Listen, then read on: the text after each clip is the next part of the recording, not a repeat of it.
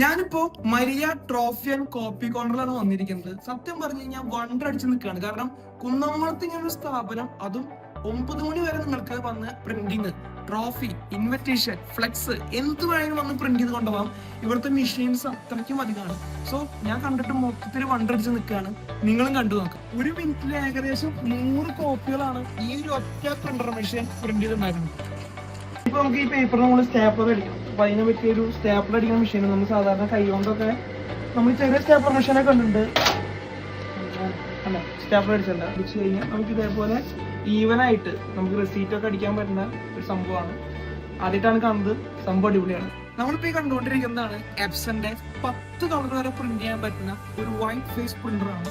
ഇത് നമുക്ക് flux, canvas എന്നല്ല, നമ്മുടെ ബിൽഡിങ്ങിന്റെ പ്ലാൻ പോലത്തെ ഏറ്റവും വലിയ, അതായത് 5 അടി വരെ ലെങ്ത്തുള്ള സാധനം അടിപൊളിയായിട്ട് അടിക്കാൻ പറ്റും. 10 കളറാണ് അതിന്റെ പ്രത്യേകത.